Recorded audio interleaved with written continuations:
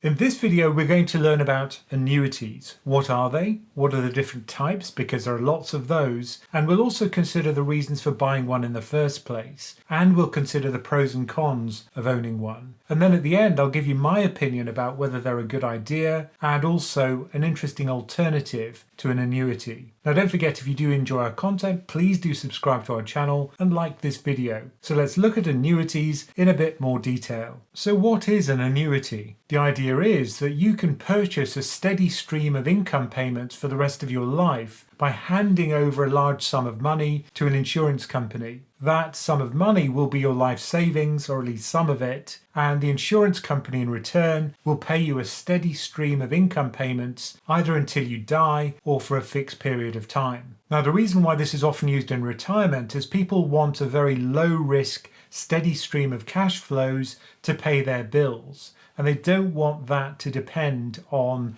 the performance of markets, which, as we know, can be very volatile. Now, I said that they're bought from an insurance company. It's often a good idea to shop around between different companies. And in fact, you can boost your income in retirement by around 20 to 30% if you do that. It's often not competitive if you stay with your existing pension provider. So really, it's a no-brainer that you should shop around because this could increase your income every year for the rest of your life. Another important point is that you don't have to use the whole of your pension savings and buy an annuity with it. What you can do is just use a fraction of your savings to buy that annuity, assuming that's enough to buy you the income you want. For example, you might say, I'll just pay for my groceries with this annuity, and then any extra income I need for luxuries will come from the rest of my investment pot. That way you've got the bases covered and you don't have to lose sleep at night that you won't be able to afford food. Now, once you've bought an annuity, you can't change its terms. So they are pretty much locked in stone for the rest of your life if you go for a lifetime one. So you have to think very carefully before you enter the agreement. You might be thinking, why would anyone choose one of these? Well, a lot of people are very scared that markets will not perform and that there'll be a crash in markets and they won't have enough to live. So if you're going to sleep better at night, I can see that this would be an attractive option for some people. But as I say, it's really good to shop around for the best deal. And I'll talk about some sites in a moment which show those different rates at any point in time. Now let's look at the different types of annuity. Probably the simplest is a single life annuity. Here you can see a steady stream of income payments which are paid to you. Those terminate when you die. So the termination of the payments depends on how long you'll live. Now, there is a variation of that called a guarantee period, where you can say, I'd like my annuity to pay out for 10 years, even if I die before the end of that 10-year period. That way, someone else can benefit from those income payments as part of your estate after you pass away. If you're a couple, then one alternative is to go for a joint life annuity. What you can see here is that one partner passes away, and then the size of the payments decreases to 75% of their previous amount. Now, the size of that percentage is really important for determining the rate which you get, as we'll see later. So, for example, you could have a joint life 50% policy, or you could go for 75%, or as I've shown here, joint life 100%, where the size of the payments doesn't get affected when the first partner dies. As you increase that percentage, the initial amount you're paid on your annuity will fall.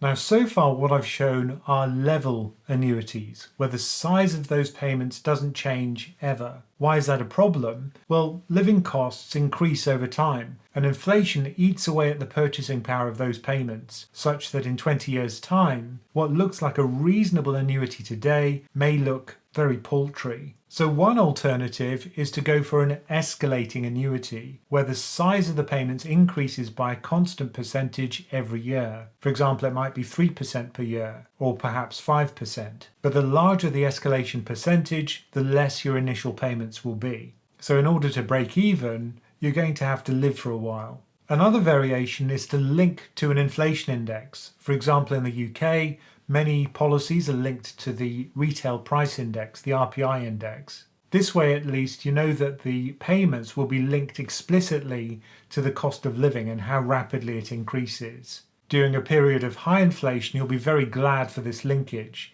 But again, what this means is that the initial payments will be lower as a result of this clause in the annuity. Another option is to tie the value of the payments to the performance of some investment basket. And that investment basket can be pretty much anything you want: stocks, bonds, money market funds, such that if the performance of that investment basket is good, you'll get higher payments. In the US, this is called a variable annuity. In the UK, we call it an investment-linked annuity. Now, what we've seen so far is a lifetime annuity, which terminates with your death, unless it has a guarantee. Why might you do that? Well, it's because of certainty. You know you're going to get those payments for the rest of your life. And as we saw, there's also the ability to ensure that someone else benefits from those payments even after you die. But what if you didn't want to lock yourself in to this lifetime arrangement? What if you wanted a steady stream of income, but for a fixed period of time? Well, that's called a fixed term annuity. So what you have now is a fixed set of payments,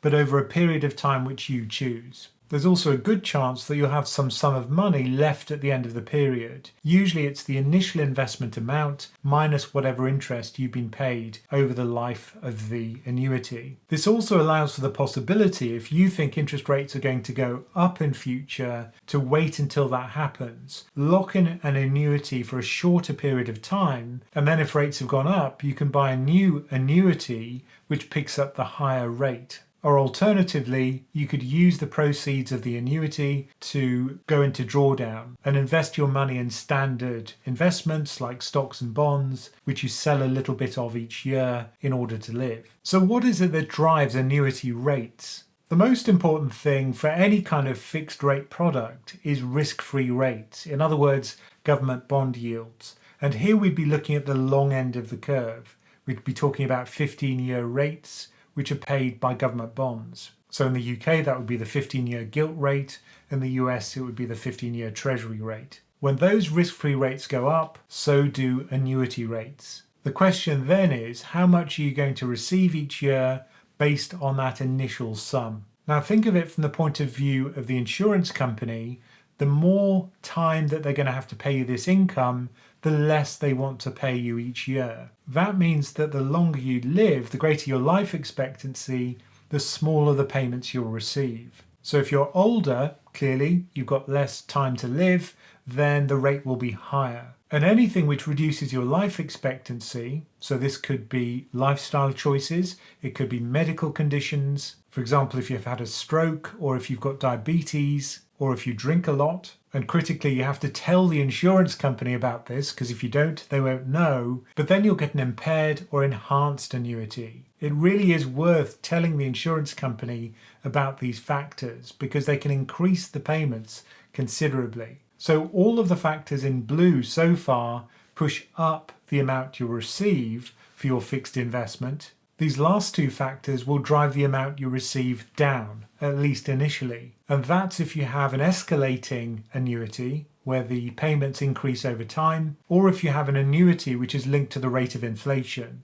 Again, that'll push down the initial payments which you'll receive. Now, annuity rates vary very widely over time. They get very high and very low, driven primarily by those risk-free rates. So if we look at the period from 2006 to 2022, it was pretty much characterized by high rates initially. We had the global financial crisis, which made rates plummet to zero, and then gradually rates increased, and recently they've increased a lot. So they're roughly now back to where they were in 2006. So what you can see here is the rate you'd receive, the annual income, for a £100,000 initial purchase of an annuity. So you've handed your capital, £100,000, over to the insurance company, and every year you receive some fixed amount. In 2006, that would have been about £7,000. And this is for someone who's age 65, male, and a level set of payments. They don't increase over time.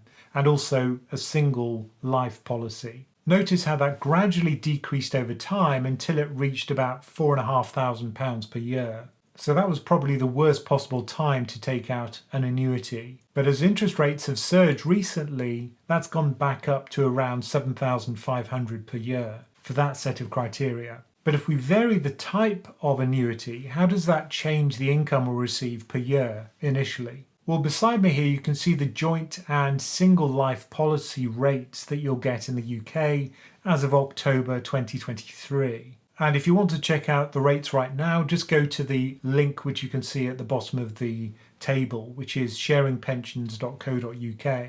But you can see that for the joint life, you'll get lower payments initially than you would for a single life. That's because if the insurance company is covering the survival of two people, that's much more likely to be longer than the survival of just one person. You can also see the effective age here as you go from 55 all the way up to 75 years of age. Life expectancy shortens and the size of the annual payments increases. If we introduce a guaranteed period of 10 years, that's going to reduce the payments because again, it's going to, on average, increase the period of time for which the insurance company is going to be paying out beyond your death if it occurs. And if we introduce an escalation of 3% per year, it reduces payments, initial payments, even further. If you're based in the US, a very good website is shown here beside me, and there you can also see the best annuity rates, and this is for fixed annuity rates in the US, and you can see those rates are roughly comparable with the ones in the UK. How do you turn this percentage into an annual payment?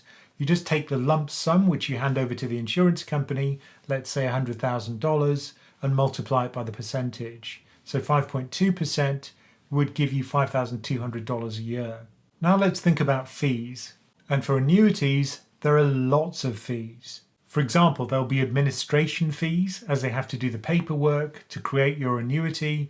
There are also distribution fees, which they pay to advisors. Often these annuities are sold through advisors. Then once the insurance company receives your cash, they'll go out and buy gilts, but also other fixed income instruments in order to generate your payments. Now there will be a trading cost, they have to pay someone to do that, and they also have to manage those investments. If you've taken advice about whether to get an annuity, you may have to pay the advisor fees. And in the US, there are often riders which you can add to the annuity. For example, you could have one for critical illness, such that if your life expectancy is severely shortened by disease, then you don't have to pay any penalty to get a lump sum out of the annuity. Another popular rider is if you need long-term care, which can be very expensive. But those riders themselves can add additional fees to your annuity. Now, if we add up the fees, and this is based on a Motley Fool article from 2018,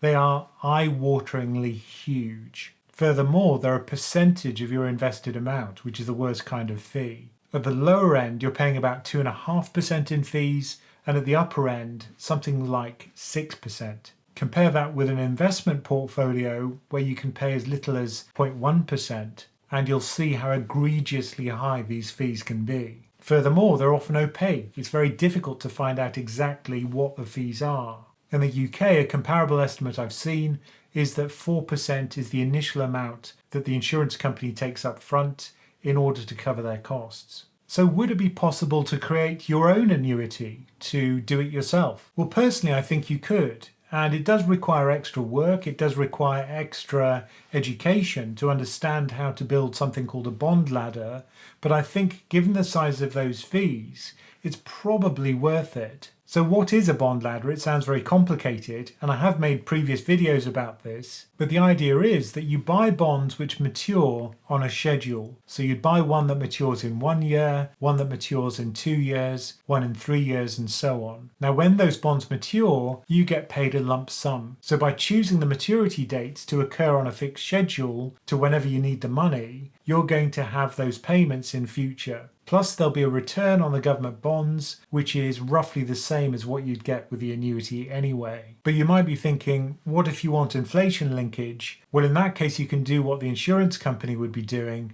which is to buy inflation-linked government bonds. These are linked to the rate of inflation in your country. So in the UK, you'd get inflation-linked gilts, and the US, you'd get TIPS, as they're called. But the redemption value of the bond, the value you're paid at maturity, is linked to the cumulative inflation you get between the time you buy the bond and the time the bond matures.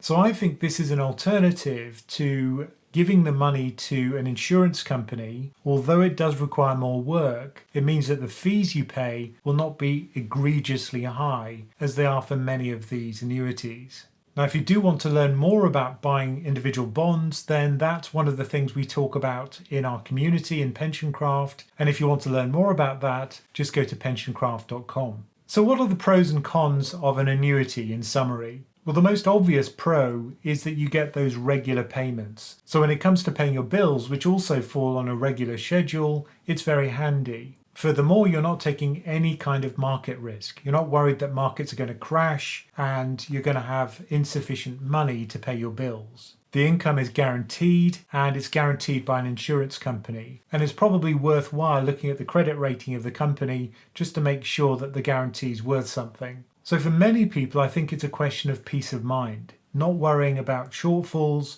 not worrying about markets, knowing that you're going to get that payment whatever happens. And in the US, one of the benefits is that you can do tax deferred schemes where you pay into these schemes gross and then you pay income tax as you receive the benefits of the annuity. And you can build up your investment in the annuity over several years. What are the cons? Well, I think the big one is the inflexibility. It's very unusual to find a product which you can't change ever for the rest of your life. So if you do make a mistake, then it can be something which is a very drawn out process of regret. Also, we saw that the fees are often opaque, it's difficult to work out what they are, and often very high. Now, if you do go for a level annuity where you get constant payments, or even if you go for one of the escalating payments, which increase by a fixed percentage per year, or even an inflation-linked set of payments, you're probably going to underperform what you would have received if you'd have had stocks in your portfolio. That's because over the last century, stocks have exceeded the rate of inflation by around 5 or 6%. So unless you've got a variable annuity, as they're called in the US, or an investment-linked annuity, as they're called in the UK, it's likely that you're going to have a capped upside. An upside which you'll almost certainly be giving up if you're going to be investing for a period of 20 years or more. And then finally, I think the problem with annuities is that they have such complex variation. That makes it very difficult to compare two different policies. So when you are shopping around, it pays to know exactly what you're after. Now, if you're UK based, there's a very good website called Money Helper, and you can see that beside me here, where you can enter your details. It's completely free to use, and it'll tell you what the current rates are for your circumstances. And it explains what all the different whistles and bells are as you go through the process. And you can see the link to that just below the diagram next to me. So I hope that's helped explain what annuities are, what the different types of annuity are and how that affects the rate which you'll get, but also what those rates are and what drives them. And personally, I think it's a little bit of an inflexible option for me, and I'm kind of pushed away by the very high fees. Personally, I think I'd go for the DIY option because that's just how I like to do things. But I think for many people, the comfort that these annuities represent might be worthwhile at least considering, even if they are charged very high fees.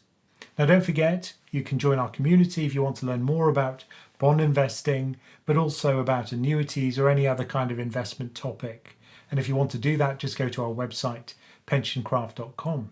And as always, thank you for listening.